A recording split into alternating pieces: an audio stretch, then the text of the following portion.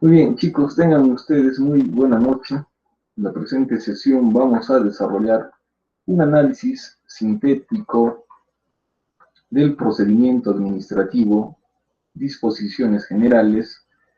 Ello está insertado en el capítulo 1 del texto único ordenado de la Ley 27.444, aprobado mediante Decreto Supremo 04-2019-JUS. Muy bien, entonces vamos a analizar en esta sesión los artículos 29 al 42. Muy bien, sin embargo, antes vamos a dar algunas nociones preliminares. Muy bien, entonces hemos establecido de que la administración pública va a estar integrada por una serie de elementos que cumplen función administrativa. Dentro de ello, lógicamente, están las entidades públicas que prestan servicios públicos, pero también la administración pública está integrada por procedimientos, sistemas administrativos y también por los trabajadores de la administración pública, que son los servidores que ejercen justamente el desarrollo de esta actividad en forma operativa. De tal manera que es importante que todos estos elementos en forma articulada apliquen justamente lo establecido en la Ley del Procedimiento Administrativo General. Hemos indicado que una herramienta fundamental para poder comunicarnos con todas las entidades públicas y con aquellas entidades de derecho privado, pero que prestan servicio público a mérito de una licencia, una autorización o una concesión que ha sido otorgada por el Estado, tienen que aplicar los principios generales del procedimiento administrativo, de tal manera que es una herramienta fundamental para poder relacionarnos con estas entidades, ¿no? Él inclusive está establecido así en el ámbito de aplicación de la ley, ¿no es cierto? Que establece que el procedimiento administrativo es de aplicación en las entidades públicas, gobiernos regionales, locales, ministerios, etcétera, etcétera, ¿no es cierto? De tal manera que es una herramienta importantísima. También es importante el procedimiento administrativo porque nos va a permitir poder materializar el derecho constitucionalmente reconocido. Lógicamente, si Roberto quiere garantizar, promoverse el derecho al trabajo, el derecho a la empresa, previamente tiene que cumplir con las exigencias de la ley y sobre esa base, habiendo cumplido los requisitos, presentar la solicitud que va a iniciar el procedimiento administrativo, cumpliendo los requisitos establecidos en el TUPA. Luego de ello, este procedimiento va a ser sometido a evaluación y finalmente, si es que cumple los requisitos, el acto administrativo tendrá que emitirse en forma procedente, ¿no? Porque ha cumplido los requisitos. Entonces, a lo largo de todo este interín, lo que vamos a ver es un conjunto de actos y diligencias conducentes a la emisión de un pronunciamiento por parte de la entidad pública, que se va a materializar lógicamente en la resolución administrativa, ¿no es cierto? Que va a contener el acto administrativo. Muy bien, en ese entender, lógicamente, debemos de analizar el artículo 29 que establece la definición del procedimiento administrativo y señala lo siguiente, ¿no? Se entiende por procedimiento administrativo, a ver un ratito por favor, ya está, muy bien. Se entiende por procedimiento administrativo al conjunto de actos y diligencias tramitados en las entidades conducentes a la emisión de un acto administrativo que produzca efectos jurídicos individuales o individualizables sobre intereses, obligaciones o derechos de los administrados. En concreto, lógicamente va a ser aquel cúmulo de actos y diligencias que se van a realizar para poder obtener pronunciamiento dentro del marco de la ley, pronunciamiento que va a ser emitido por el órgano administrativo, ¿no es cierto? Hemos visto en el ejemplo siempre que la solicitud de Roberto, cumpliendo todos los requisitos, es remitida al área o al órgano especializado, quien va a evaluar la procedencia el cumplimiento de los requisitos. Órgano especializado que lógicamente va a emitir un informe técnico especializado. Luego de tener esta pieza procesal, lógicamente el expediente va a remitirse ya también al área de asesoría legal a efectos que esta oficina emita el informe u opinión legal motivada respecto a la vigencia del derecho, aplicando la norma vigente, de tal manera que aquí también tenemos otra pieza procedimental que va a integrar el procedimiento administrativo. Sobre esos dos instrumentos administrativos, lógicamente ya podrían servir estos como premisas para efectos de emitir el acto administrativo. Entonces, el expediente tendrá que remitirse ante el órgano que resuelva, que va a ser el órgano competente de acuerdo a la normativa interna que maneje esa institución, ¿no es cierto? Entonces, allí observamos que hay un conjunto de actos, un conjunto de diligencias que integran todo el procedimiento administrativo. Destacar también que en todo este procedimiento siempre debe de establecerse, mantenerse, respetarse, tiene que seguirse los principios reconocidos en el título preliminar, artículo 4, ¿no es cierto?, de nuestro texto único ordenado, el debido procedimiento administrativo, el principio de veracidad, de razonabilidad, principios fundamentales que tienen que plasmarse en la práctica, ¿no es cierto? Muy bien. Tenemos el artículo 30. Habla sobre el procedimiento administrativo electrónico, que es una novedad, es una institución que se está incorporando a partir de la emisión del decreto legislativo número 1272. Ello porque el procedimiento administrativo también tiene que adaptarse a la tecnología, a ese conjunto de recursos tecnológicos que hoy por hoy se están aplicando, al menos en esta emergencia sanitaria, ¿no es cierto? El expediente no solamente debe de tener un sustrato material, sino que ahora, con más razón, se está promoviendo el empleo del expediente electrónico. De tal manera que todo ese conjunto de actos, todo ese conjunto de diligencias que integran el procedimiento administrativo, tendrán que adaptarse a un escenario electrónico, a un escenario virtual. Y ello fundamentalmente se está viendo plasmado en la administración de justicia. Por ejemplo, esto para dar ejemplo, ¿no es cierto? Tenemos una mesa de partes virtual. Tú presentas el escrito en PDF, ¿no? Presentas el escrito en PDF. En el caso de la administración pública, lógicamente también tienes una mesa de partes virtual. Claro que no está tan consolidada como el servicio de administración de justicia, ¿no? Pero utilicémoslo como ejemplo. Entonces, tienes una mesa de partes virtual donde presentas el escrito, ¿no? Y a efectos de facilitar el trámite, lo que se está permitiendo es de que a ese escrito pongas tu firma, ¿no es cierto? La adjuntes a ese escrito y eso lógicamente lo conviertas en PDF y así presentes por mesa de partes virtual. Entonces, fíjate, allí ya se inicia un trámite administrativo, pero en forma virtual. Ese expediente administrativo electrónico, lógicamente, cumple y se debe de garantizar todas las garantías mínimas que también se le exige al expediente administrativo material. La única diferencia es que uno está virtualizado, pero entiéndase de que la tendencia es que todos los expedientes administrativos materiales tengan su respaldo electrónico. ¿Mm? Muy bien.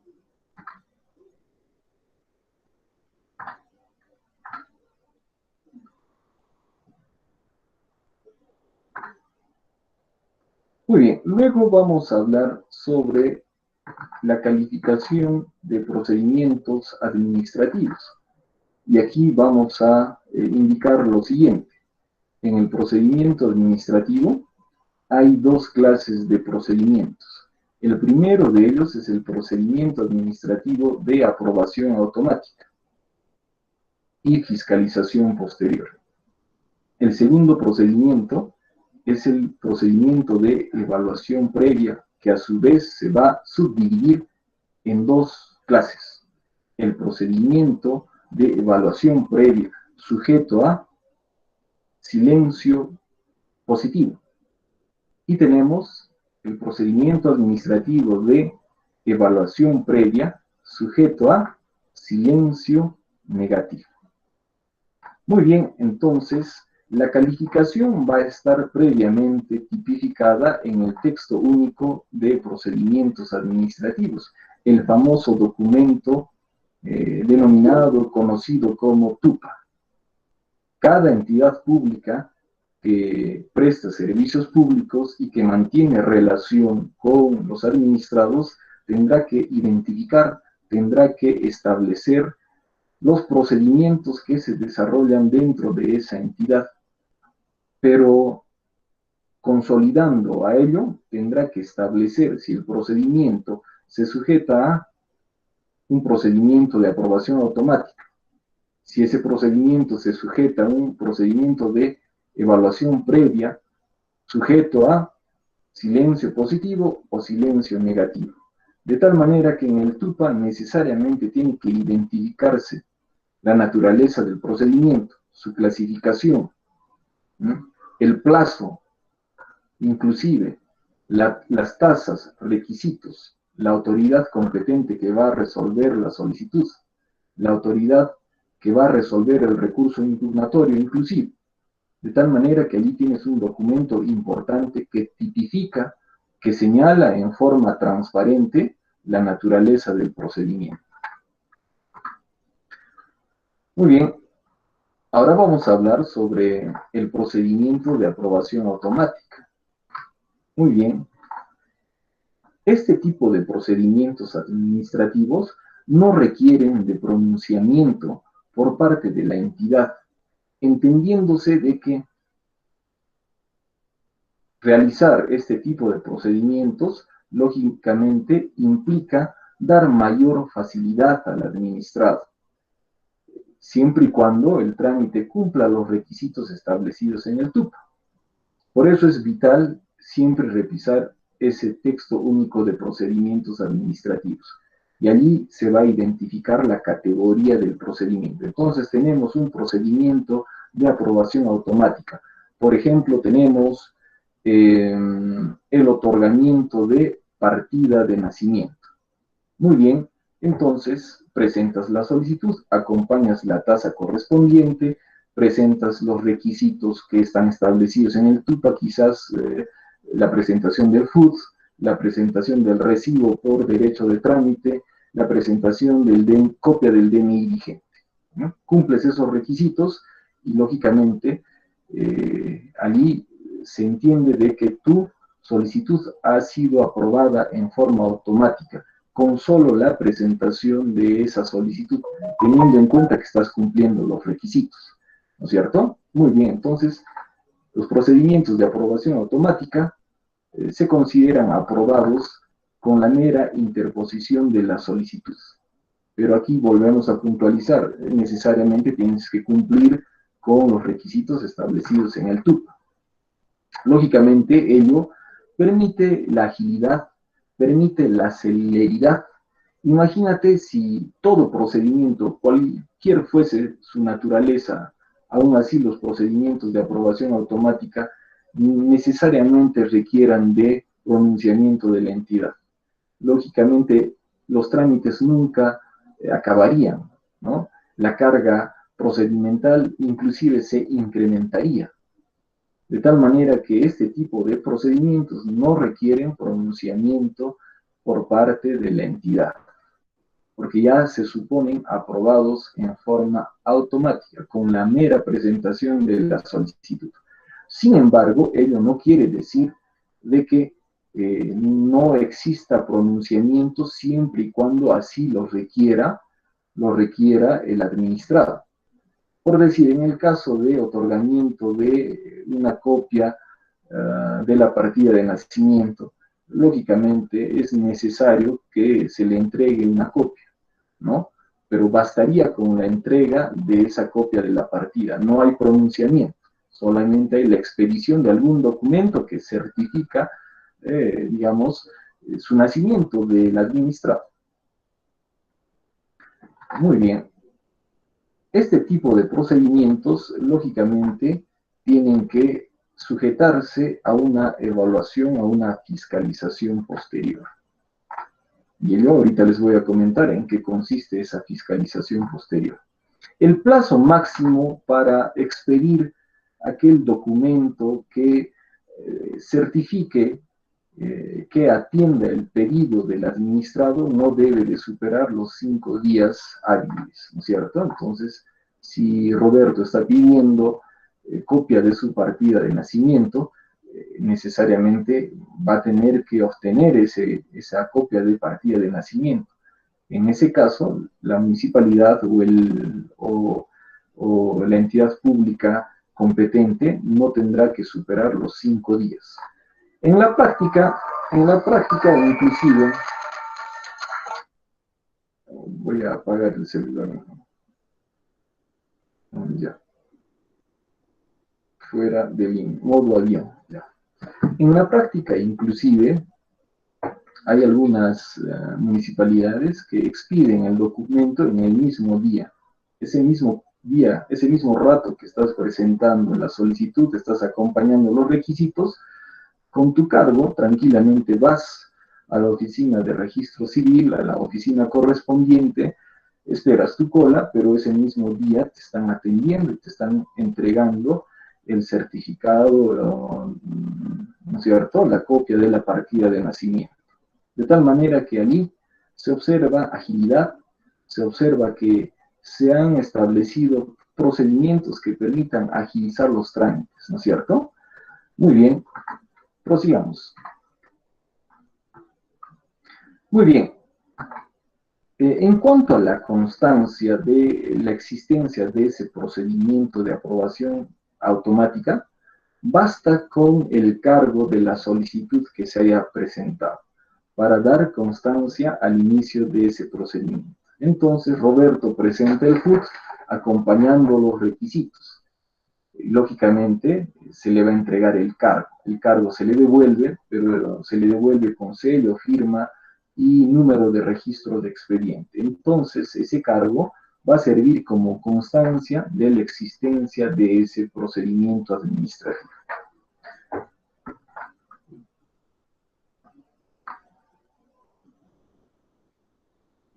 Muy bien, ¿qué tipo de trámites se sujetan a los procedimientos de aprobación automática? Bueno, tenemos los siguientes: la inscripción en registros administrativos, la obtención de licencias, autorizaciones, constancias y copias certificadas o similares. Pero, lógicamente, ahí tenemos que volver a reforzar de que todo está establecido en el texto único de procedimientos administrativos, que deberá tomar en cuenta este artículo 33, ¿no es cierto? Muy bien.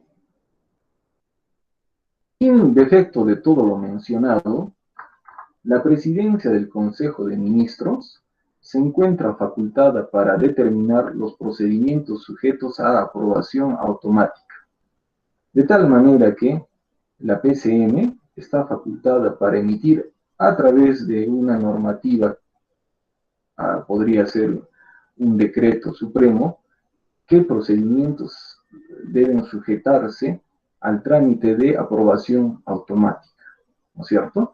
Y ese decreto supremo tendrá que implementarse en forma inmediata por las entidades públicas, de tal manera que empieza a estandarizarse, ¿no es cierto?, todos los procedimientos de aprobación automática.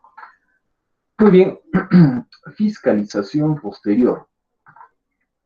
Es obligación de las entidades verificar si los datos, documentos, presentados cumpliendo los requisitos establecidos en el TUPA son fidedignos, ¿no? Si realmente esos documentos, digamos, garantizan la certeza, la objetividad de los hechos, de tal manera que aquí la entidad pública va a realizar también un procedimiento interesante.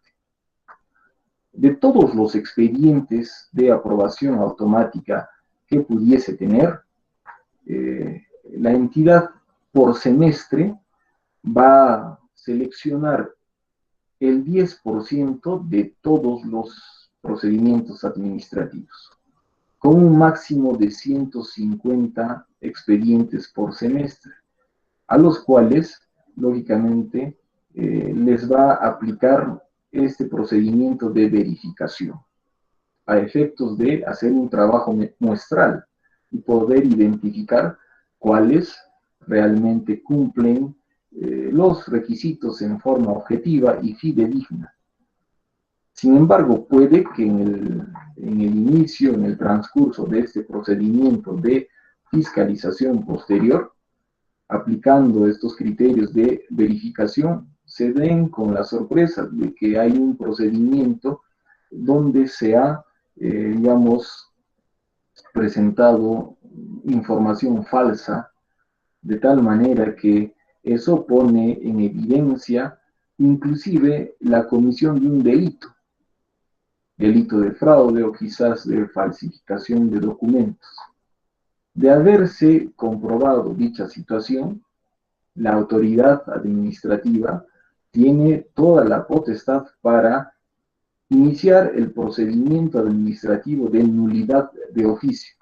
Entonces, iniciará un procedimiento de nulidad que tendrá como resultado anular el procedimiento de aprobación automática previa, ¿no es cierto? En todo caso, inclusive la misma ley establece que de darse los indicios de la comisión de un delito, la autoridad está en la obligación de remitir todos los actuados al Ministerio Público para que comience con su trabajo de investigación en el ámbito penal, ¿no es cierto?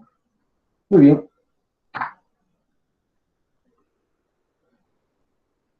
A su vez, también, habiéndose comprobado que no ha habido presentación de documentos y pese a eso el administrado de mala fe, digamos, ha sido beneficiado por este procedimiento automático, habiendo iniciado todo el procedimiento de nulidad.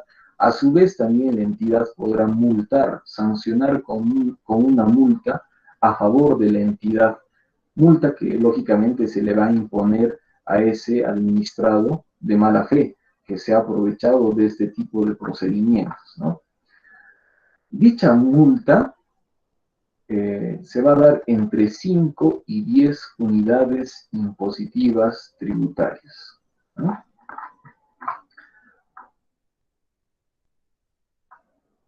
También hay otro efecto que es interesante, esto es incorporación, también es una incorporación novedosa, consiste en lo siguiente: aquel administrado de mala fe que ha incurrido, digamos, en estos actos fraudulentos, aparte de ser sancionado con la nulidad, aparte de ser multado, la entidad va a registrar su nombre en una central administrativa de riesgo, de tal manera que se va a sistematizar a través de una base de datos qué administrados son malos administrados, lógicamente como una especie de el registro de deudores, ¿no es cierto? Hay un sistema de registro donde se identifica qué personas adeudan y lógicamente ello te permite conocer los antecedentes de ese sujeto, a efectos de evitar volver a prestarle algún dinero en el futuro. Ya, eso mismo está incorporándose en el texto único ordenado de la Ley del Procedimiento Administrativo General, y es una incorporación muy interesante, de tal manera que en esa base de datos ya va a estar identificado aquel mal administrado, aquel que tiene mala fe, aquel que presenta documentos fraudulentos, de tal manera que todas las entidades públicas ya pueden tener acceso a esa información centralizada, lógicamente, ¿no es cierto? Entonces, información centralizada a la cual tienen acceso todas las entidades públicas, de tal manera que allí se puede evidenciar si es riesgoso atenderte una petición, sobre todo de aprobación automática, ¿no es cierto? Muy bien. Tenemos luego el procedimiento administrativo de evaluación previa sujeto a silencio positivo. Muy bien, pero previamente vamos a analizar en qué consiste el silencio administrativo.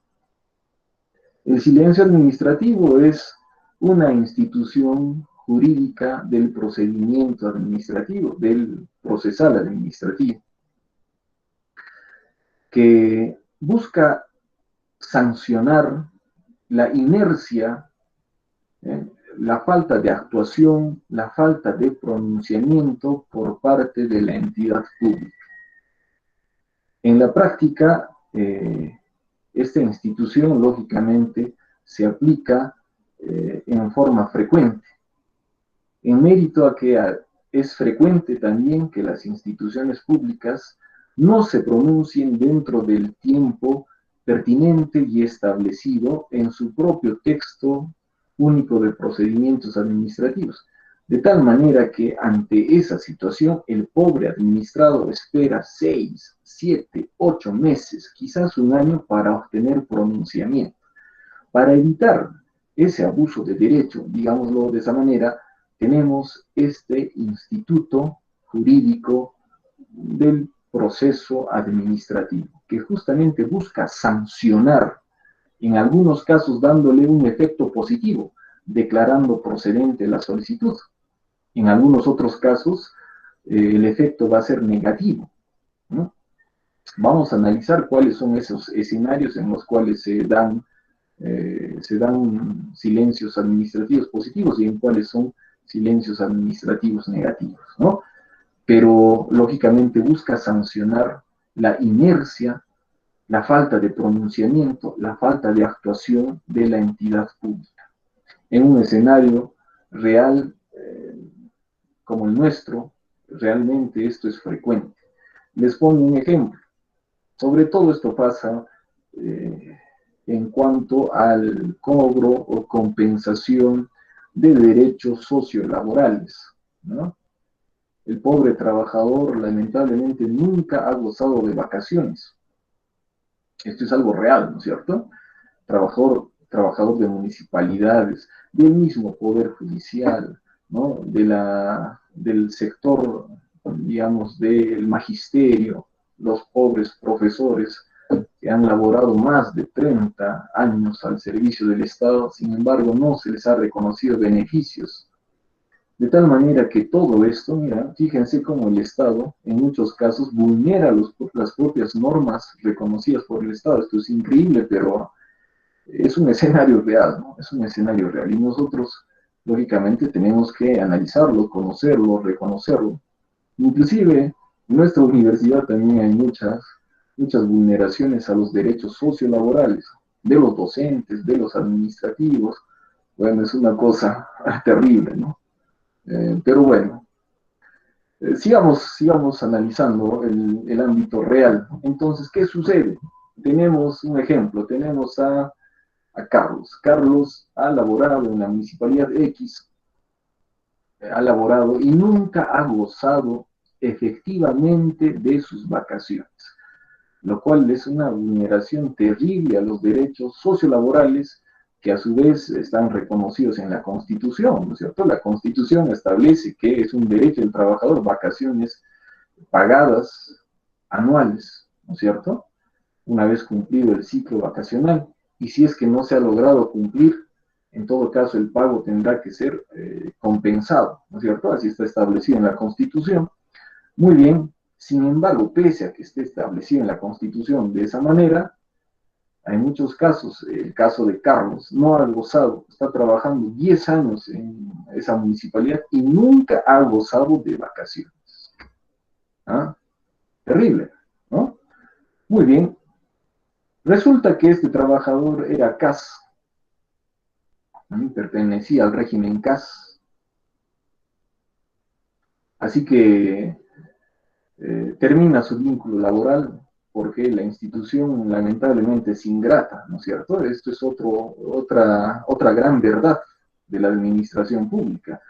Has empeñado 10 años de tu vida, has sumado, digamos, con tu granito de arena a lograr los objetivos institucionales. Carlos se ha puesto la camiseta, sin embargo, nunca se ha reconocido ello. ¿Eh? Terminan los 10 años, entra otra gestión y simplemente se le ocurre no volverlo a contratar. Porque esto sucede con el régimen CAS, ¿cierto? Cada año tiene que renovarse. De tal manera que el trabajador CAS, pobrecito, está sujeto a la voluntad del titular de la entidad, ¿no? Del jefe de personal y demás funcionarios. Así que pasan los 10 años, este señor ya no se le vuelve a contratar. Muy bien, así que presenta su solicitud de pago de vacaciones no gozadas, ¿cierto? Compensación por pago de vacaciones no gozadas, y si es que se diera el caso, también podría pedir el pago de vacaciones truncas, ¿no es cierto? Si es que no se ha cumplido el ciclo vacacional. Bueno, de tal manera que tiene que haber un pronunciamiento en este caso, ¿no? Respecto de esa solicitud. Sin embargo, aprovechándose, abusando de los atributos y prerrogativas que tiene el Estado, la municipalidad no contesta esa solicitud, originando un estado de incertidumbre que es totalmente vulnerador del derecho administrativo, que a su vez también vulnera al pobre trabajador. Ante esa situación, gracias a Dios, tenemos la institución jurídica procedimental del silencio administrativo. En este caso, en el caso de Carlos, lógicamente va a ser silencio administrativo negativo, ¿no? Porque de por medio hay una obligación de dar una suma de dinero por parte del Estado. Entonces, lógicamente aquí va a haber un silencio administrativo negativo, pero el aspecto que va a beneficiar a Carlos es de que se va a sostener de que ya habría terminado la vía administrativa, a efectos de evitar seguir insistiendo en ese escenario administrativo tan vulnerador, tan contraproducente, de tal manera que el silencio administrativo negativo permite de que Carlos ya pueda dirigir su pretensión a través de una demanda, a través del órgano jurisdiccional, en este caso el juzgado laboral, en actividad pública. De tal manera que se somete a otro escenario, un escenario mucho más imparcial, un escenario apolítico, un escenario donde el manejo de la ley y la aplicación de la misma está garantizado, por lo mismo que es el Poder Judicial, ¿no es cierto? Muy bien. Muy bien, entonces, la calificación del procedimiento de evaluación previa dentro del silencio administrativo positivo o negativo también tiene que estar identificado y tipificado en el texto único de procedimientos administrativos, ¿no es cierto? Sin embargo, vamos a establecer, de acuerdo a la ley, cuáles van a ser los criterios que se debe de tomar en cuenta para señalar si un procedimiento se sujeta o no al silencio positivo o al silencio negativo. En el caso del silencio positivo, tenemos lo siguiente. ¿Qué procedimientos de evaluación previa están sujetos al silencio positivo? Todos los procedimientos a instancia de parte no sujetos al silencio administrativo negativo taxativo contemplado en el artículo 38. El artículo 38 establece un listado de motivos que van a permitir de que exista silencio administrativo negativo.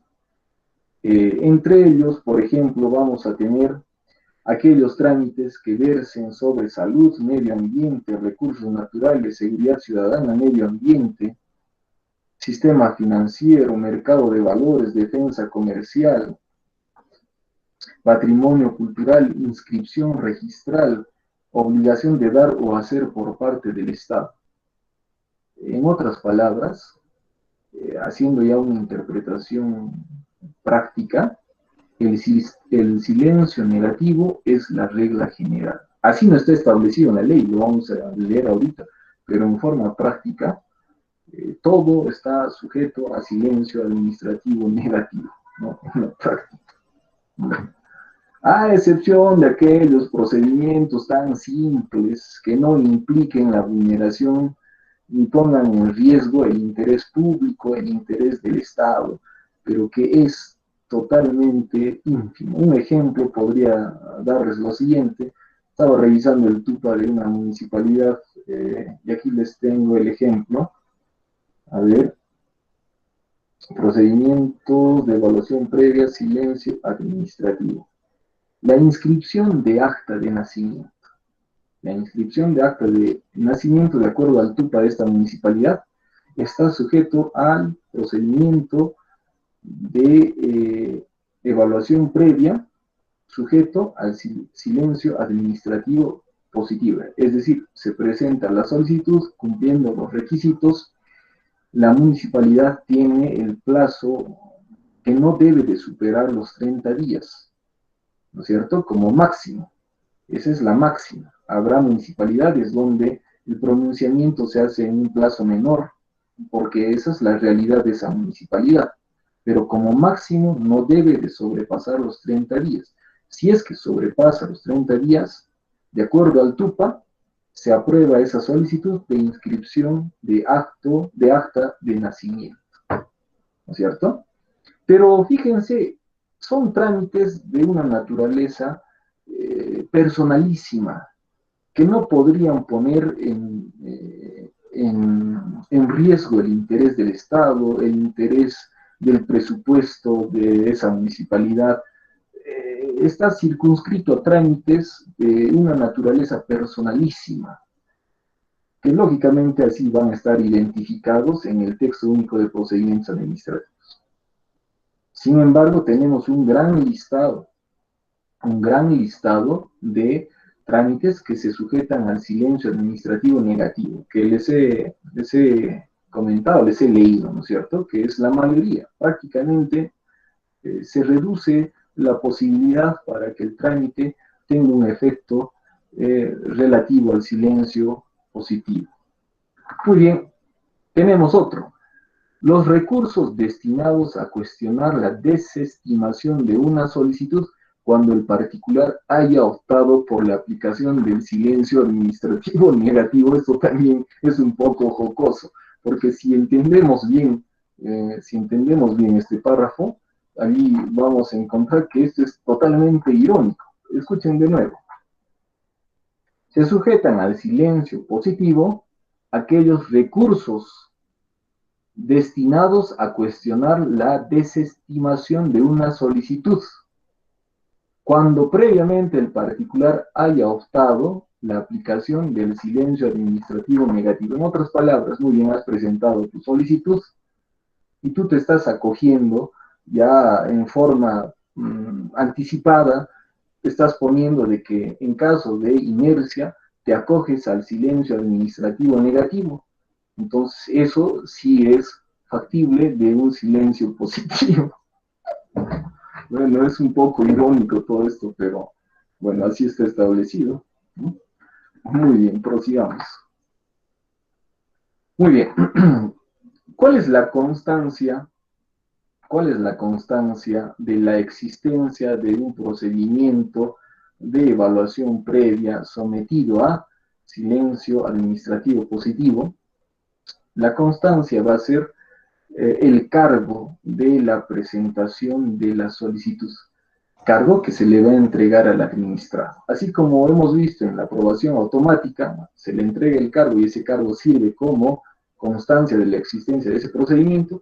De igual manera, la constancia que va a servir para acreditar que Roberto, que Carlos ha iniciado ese procedimiento es su cargo, ¿no es cierto? Presentas la solicitud y nunca te olvides de presentar en 2 juegos, si es posible 3 juegos, si es que deseas, de tal manera que tendrías 2 cargos, ¿no? Lógicamente uno no sabe, a veces se te pierde un cargo, pero si has presentado 2 cargos, te tienes uno de respaldo. Y si es posible, inclusive escanearlos y introdúcelos en tu sistema informático. Generalmente los abogados hacemos esa práctica, ¿no? Para evitar estar buscando el documento, a veces se traspapela, ¿no? Pero si lo has escaneado, si lo tienes en tu sistema informático, simplemente imprimes y ya lo tienes el documento, ¿no? Finalmente no estás haciendo fraude, no estás falsificando nada, es copia textual de un documento real, ¿cierto? Que ha emitido la entidad pública. Muy bien, entonces pueden tener esa buena práctica, esa buena estrategia, ¿no es cierto? Eso pueden hacer con las resoluciones que tienen en el ámbito universitario, ¿no? Hay reconocimiento de prácticas preprofesionales, todo eso yo les recomiendo de que lo sistematicen en el sistema informático, ¿no? Bueno, prosigamos, prosigamos.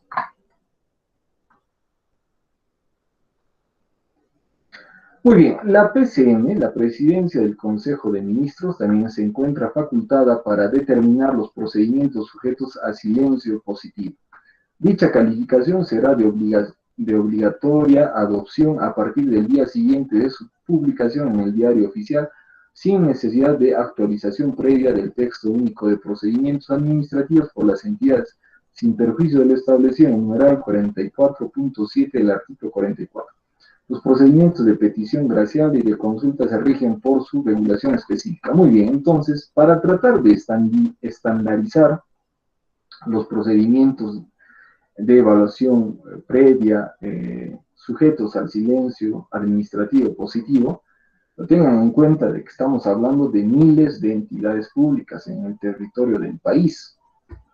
Y cada entidad pública tiene su autonomía reconocida en el ámbito administrativo, presupuestal, institucional, de tal manera que cada entidad puede cumplir con su objetivo institucional, sus objetivos institucionales, en mérito a esa autonomía que la ley les reconoce. De tal manera que a partir de ello ustedes podrán entender de que hay una diversidad de procedimientos, sobre todo si es que versan de la misma razón, el mismo motivo.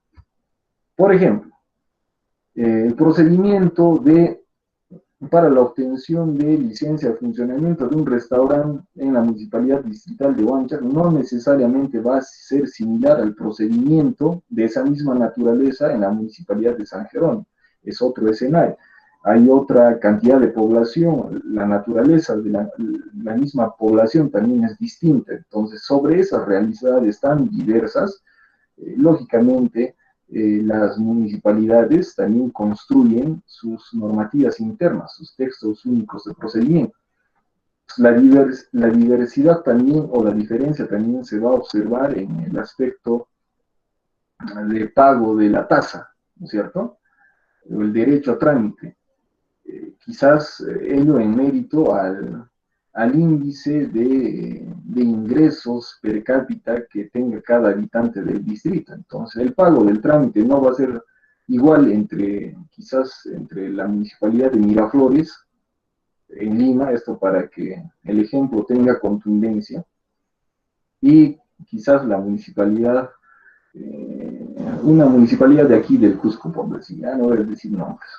Entonces, lógicamente, hasta varía en el monto, ¿no es cierto? Fíjense, son más de 1000 municipalidades en todo el país, ¿no? En nuestra región del Cusco son aproximadamente 113 distritos, aunque ahora creo Echarati, creo que su territorio se ha dividido y creo que se ha creado el distrito de Megantoni. Después hay otro distrito que ha aparecido hace poco, creo que es Incahuasi, ¿no? Ustedes, sobre todo los chicos de la provincia ubérrima, de la convención, esa provincia riquísima, seguramente me van a corregir, ¿no? Pero hace poco se ha creado estos distritos, ¿no? Entonces, fíjate, la diversidad es evidente. En mérito a eso, las entidades tienen autonomía para poder regularse, para poder adaptar sus normas al escenario real, institucional, social, etcétera, etcétera. Por lo tanto, en mérito, digamos, a ello, es que se trata de estandarizar para que de alguna manera los procedimientos de evaluación previa y sujetos a silencio positivo de alguna manera tengan un norte, ¿no es cierto? Tengan un horizonte que permita ordenar, que permita estandarizar. Y la facultad de la PCM justamente es emitir la normativa correspondiente en la cual se plasman qué procedimientos se encuentran sujetos a silencio administrativo positivo. Muy bien.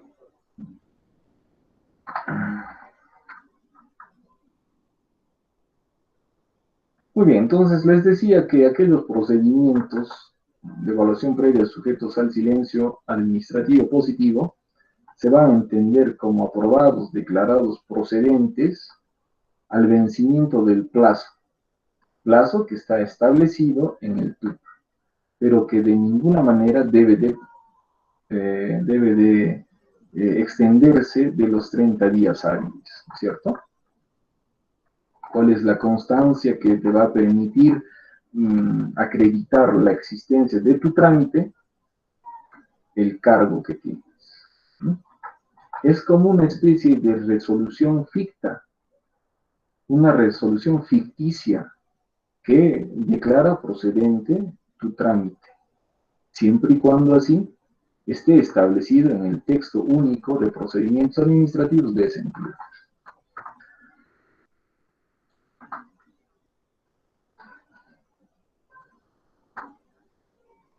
Muy bien, aquí también hay otro artículo importante, el artículo 37, aprobación del procedimiento, que se va a puntualizar en lo siguiente.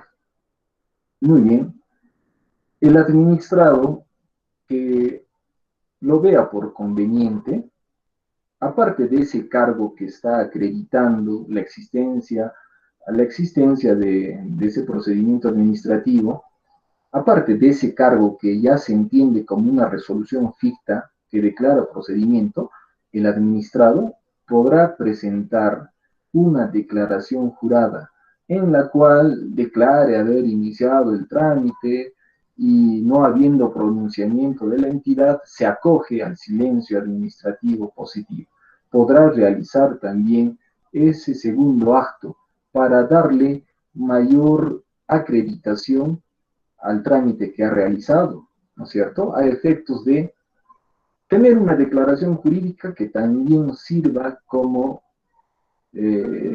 una garantía de la existencia de ese trámite, que permita sostener de que esa declaración jurada también sirva como una especie de resolución ficta que declara procedente el trámite administrativo.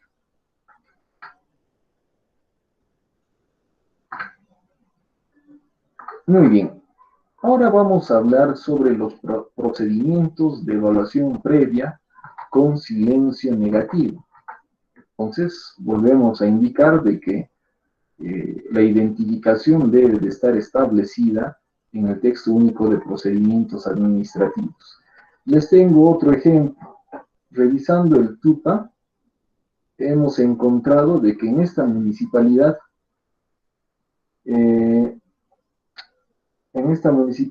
tenemos la solicitud de autorización para realización de eventos y espectáculos. Ya, este ejemplo, este procedimiento es de evaluación previa pero sujeto a un silencio administrativo negativo. Entendiéndose de que aquí hay en riesgo, está el interés público, ¿no es cierto? Imagínense si fuese lo contrario, si el trámite de la autorización para eventos y o espectáculos esté sujeto al silencio positivo. Y lógicamente los organizadores, los promotores de los eventos aprovecharían esa situación para presentar las solicitudes. Y lógicamente, transcurriendo el tiempo correspondiente, que no debe de superar 30 días, ya se entendería de que esa solicitud ha sido declarada procedente. Y en mérito a ello, lógicamente se originaría un desorden, ¿no? Habría riesgo de que exista de repente riesgo a la salud pública, riesgo a la seguridad civil, a la seguridad ciudadana, etcétera, etcétera, ¿no? Entonces, este trámite, lógicamente, en esta municipalidad, y estoy seguro que en las demás, se sujetan al silencio administrativo negativo, porque de por medio ahí está en juego el interés público, ¿no es cierto? Muy bien. Prosigamos. Aquí dice el artículo 38, inciso 1, dice lo siguiente: excepcionalmente el silencio negativo es aplicable en aquellos casos en los que la petición del administrado pueda afectar significativamente el interés público e incida en los siguientes bienes jurídicos: la salud, el medio ambiente, los recursos naturales, la seguridad ciudadana, el sistema financiero y de seguros, el mercado de valores, la defensa comercial, la defensa nacional, el patrimonio cultural de la nación, así como en aquellos procedimientos de promoción de inversión privada, procedimientos trilaterales, procedimientos de inscripción registral y en los que generen obligación de dar o hacer del Estado y autorizaciones para operar casinos de juego y máquinas tragamonedas. En líneas generales, prácticamente todo está sujeto al silencio administrativo negativo, como lo hemos podido constatar, ¿no es cierto? Muy bien. Entonces, no es tan cierto lo que está establecido en forma literal en este artículo. Establece que la regla excepcional vendría a ser el silencio administrativo negativo. Sin embargo, en el mismo artículo estamos viendo de que prácticamente están sujetos a silencio administrativo negativo todo lo que se tramita ante el Estado, prácticamente, ¿no?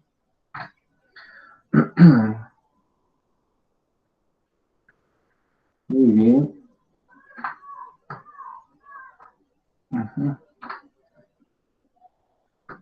Muy bien.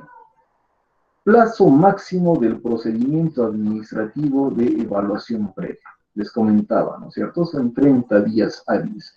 El plazo que transcurra desde el inicio de un procedimiento administrativo de evaluación previa hasta que sea dictada la resolución respectiva no puede exceder de 30 días hábiles, salvo que por ley o decreto legislativo se establezcan procedimientos cuyo cumplimiento requiera una duración mayor.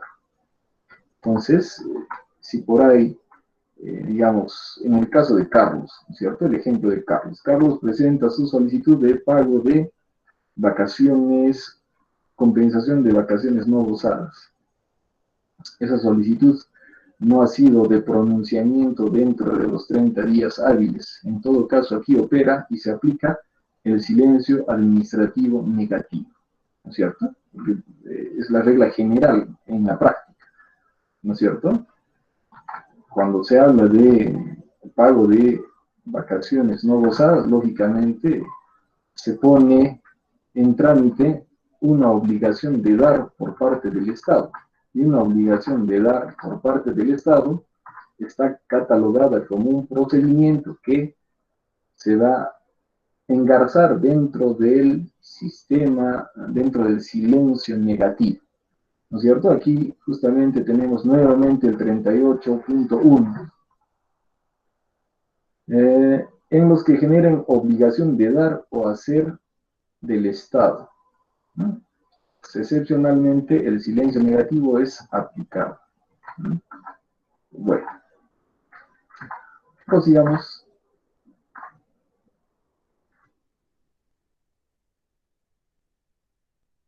Ya, muy bien. Luego tenemos el artículo 40 sobre la legalidad del procedimiento. Muy bien, entonces, hemos explicado de que todas las entidades públicas, por lo mismo que se relacionan con los administrados, tienen que establecer en forma transparente, en forma legal, en forma típica, los procedimientos que se desarrollan ante esa entidad. Tenemos el famoso texto único de procedimientos administrativos, ¿no es cierto? Que es una herramienta que la venimos utilizando, la venimos mencionando.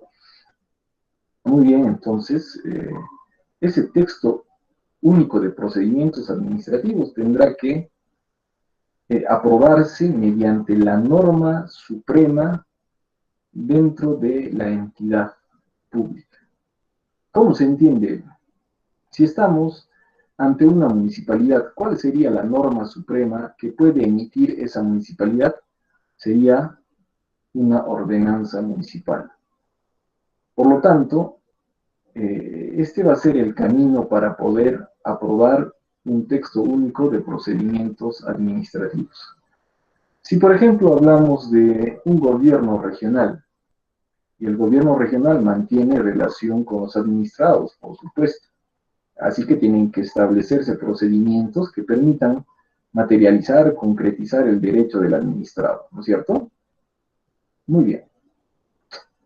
Entonces, ¿cuál va a ser la norma jerárquicamente la más suprema que puede emitir un gobierno regional?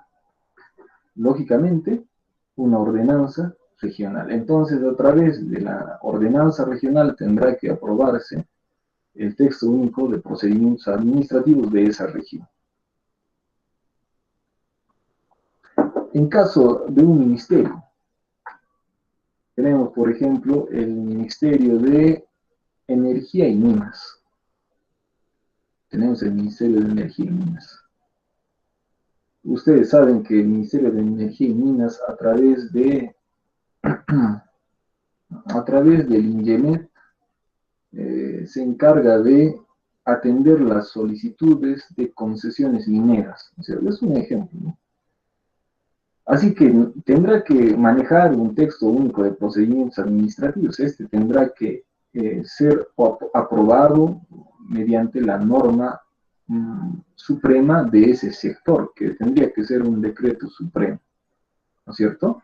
De tal manera que se le va a dar peso a esos procedimientos administrativos especiales que lógicamente tienen que cumplirse de acuerdo a la naturaleza de la institución pública, ¿no es cierto? Entonces tendrán que aprobarse por la norma suprema de ese sector, de esa municipalidad, de ese gobierno regional.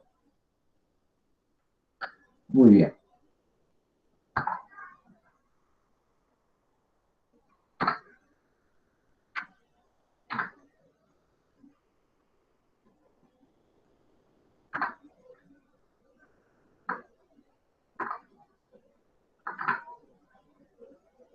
Muy bien. Tenemos el artículo 41, que también establece de un régimen de procedimientos administrativos estandarizados obligatorios. Entonces, la presidencia del Consejo de Ministros, la PCM, tiene la prerrogativa, la facultad para poder ordenar todo ese conjunto de procedimientos tan diversos. Hay tantos procedimientos, tantas instituciones públicas. De tal manera, para tratar de estandarizar todo ese conjunto de procedimientos, la PCM tiene la facultad de emitir a través de decretos supremos la posibilidad de estandarizar los textos únicos de procedimientos administrativos. Tal es así que tenemos la siguiente norma, que la he ubicado. A ver, denme un minutito, por favor. Acá está. Tenemos el Decreto Supremo número 045-2019-PCM. Escuchen, Decreto Supremo que aprueba procedimientos administrativos estandarizados de licencia de funcionamiento en cumplimiento del artículo 41 del texto único ordenado de la Ley 27.444, Ley del Procedimiento Administrativo General. Vamos a leer a ver la parte fundamental de los considerandos de este decreto supremo. A ver, que la licencia de funcionamiento constituye un trámite de suma importancia debido a que habilita el desarrollo de actividades comerciales y económicas a partir del cumplimiento de los requisitos establecidos en las disposiciones normativas y garantiza el libre desarrollo de la actividad económica autorizada por cada municipalidad, razón por la cual se debe eliminar y evitar toda complejidad innecesaria. ¿Cierto? Muy bien. Interesante ese argumento, ese considerando. Luego tenemos el siguiente. Que de acuerdo con la información señalada en el numeral 3 del informe técnico número 2 del Registro Nacional de Municipalidades 2016, elaborado por el Registro Nacional de Municipalidades a cargo del Instituto Nacional de Estadísticas e Informática, INEI, durante el año 2015, las municipalidades provinciales y distritales del país otorgaron 80.879 licencias de funcionamiento para establecimientos, cifra menor en 3.7% a la registrada en el año 2014. Entonces, se entiende de que el burocratismo, la exigencia de requisitos que constituyen barreras burocráticas han evidenciado el descenso de las licencias de funcionamiento de establecimiento que a su vez repercuten en la economía, ¿no es cierto? Muy bien, tenemos allí otro dato estadístico. Muy bien, a ver, vamos a ir a otro dato, a ver. Escuchen ustedes.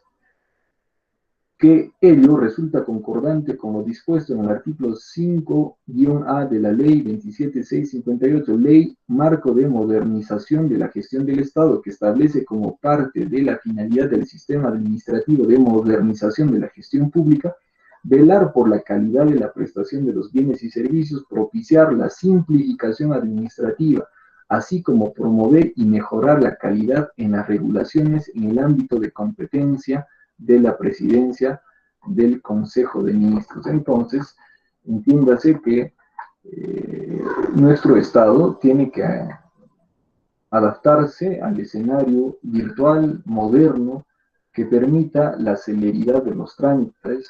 La celeridad de los trámites tiene un efecto positivo, permite desarrollo acelerado, desarrollo institucional, desarrollo económico. Todos los agentes de la economía, para prestar sus servicios, necesariamente tienen que recurrir a las entidades públicas para obtener una licencia, una autorización de funcionamiento. En el caso del sector minero, para obtener una concesión minera, el administrado tendrá que presentar su solicitud ante el INGEMED, ¿no es cierto? Como les he comentado. Imagínense si esos trámites mantienen esa característica de una administración burocrática, nada acelera. El inversionista lógicamente despega rápido. Aquí hay mucho burocratismo, aquí no hay flexibilidad y lógicamente se espantaría inversiones extranjeras. Por lo tanto, la celeridad, la flexibilidad en el trámite administrativo va a repercutir en un efecto económico positivo. Esto es real. En un inicio de la sesión de la asignatura, en un inicio del semestre, siempre les he manifestado que el derecho administrativo y el procesal administrativo tiene una connotación social importante.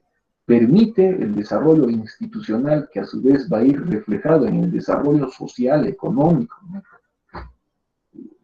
Quizás me atrevería a sostener de que en un futuro estoy seguro de que todo el derecho se va a administrativizar, que inclusive la justicia ya se está dando algunos escenarios administrativos donde se administra justicia.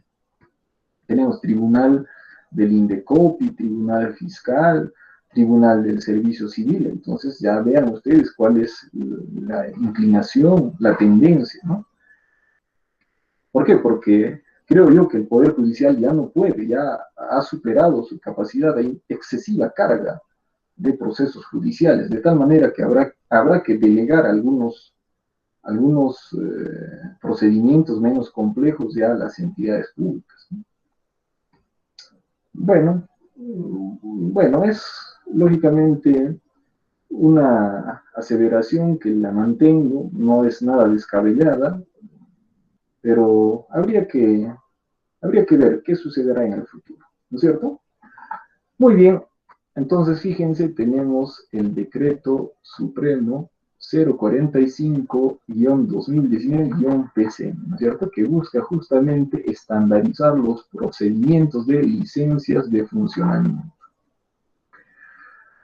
Muy bien, y finalmente tenemos el artículo 42. Vigencia indeterminada de los títulos habilitantes.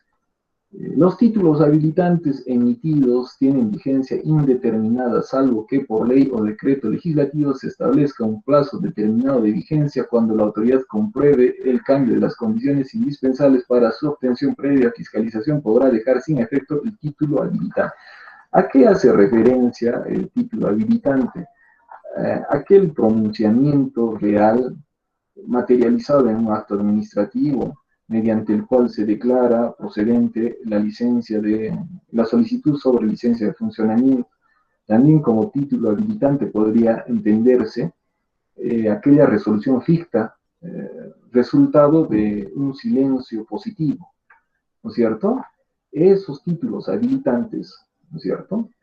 Lógicamente son permanentes en el tiempo, salvo que la ley diga lo contrario, salvo que las condiciones materiales hayan cambiado y sobre esa base la entidad realice, digamos, una evaluación posterior en el cual se determine que no debe ya estar en vigencia ese título habilitado. Muy bien chicos.